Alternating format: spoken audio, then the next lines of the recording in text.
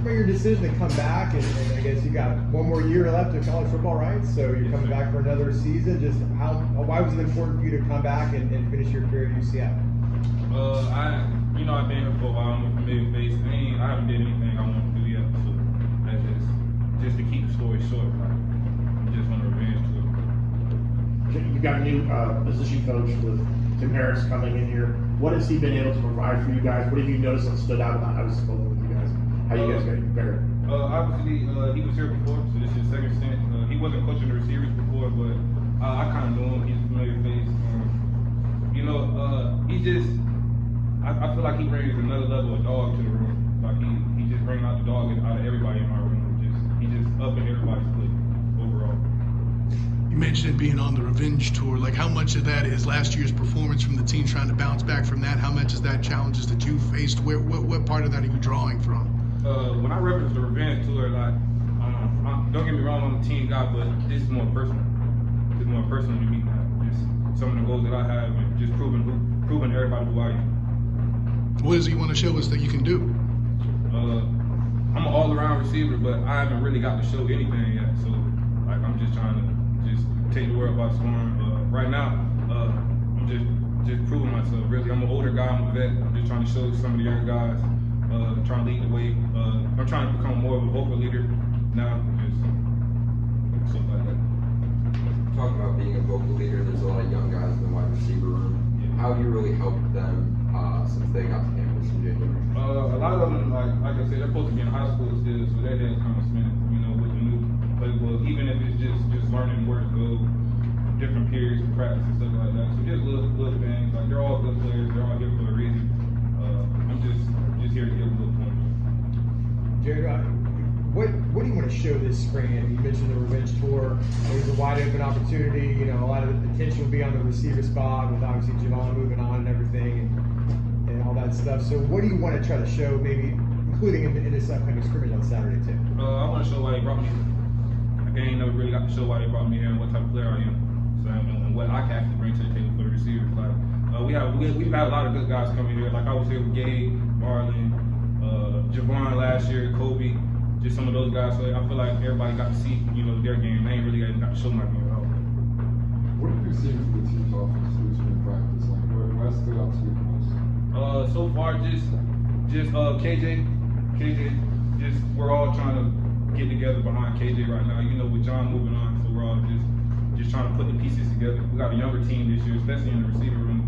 We're just trying to put the pieces together right now. Have you seen like a new dynamic on the offense? Like if you change the speed with KJ and quarterback, how is that dynamic change? With a guy, we're moving on from a guy like John Rice. We haven't done much live stuff yet with KJ, so it's just I haven't really got to see the change of speed yet, but I'm pretty sure it's going to get a little bit. You talk about you want to show some things that you haven't been able to show here. What do you want to be known for? Like, they've got good hands, good speed. Like, what do you want to be known for as a wide receiver? I don't really want to be known for just one thing. I want to be known as a headache really for a DB. Like, anybody lining up across from me, I just want to know you're just gonna have a long day. And I don't want to be known for just speed or just route running or just my hands or something like that. I want to be a complete receiver. And this being my last year going through it all, I feel like I kind of been piecing together every year. So I feel like I'm to the point where it's kind of all together. Good stuff, Jarrad. Appreciate it. I know, for example, KJ is a big transfer that came in. There's a lot of guys out there in college football that transfer come in. You've stayed here for whatever reasons. Like I said, you had a long list. We ain't got to get into that right now. But for all those people who are out on their lines, there's too many people here and things like that. What advantages have you enjoyed as a guy who's been at UCF as long as you have consistently? Just the culture here at UCF. Like I was just telling him before, just not transferring and staying here. I got to see a lot of guys, whether it was Gabe Davis, Marlon Williams, Brandon Johnson, Ryan O'Keefe, Jarrad Baker, guys like those. So I'm an observant guy. So every year I was picking up stuff from those guys every year, just putting it in my toolbox. just trying to. So I think just overall not transferring, it helped me see a lot of different receivers, and all of them are different. So just trying to add my game. Well, and you're going down in history there too, and like, well, I write for the Jaguar Report too, so I did a piece on Gabe Davis a few weeks back when he arrived. Like, he was here in practice before all that.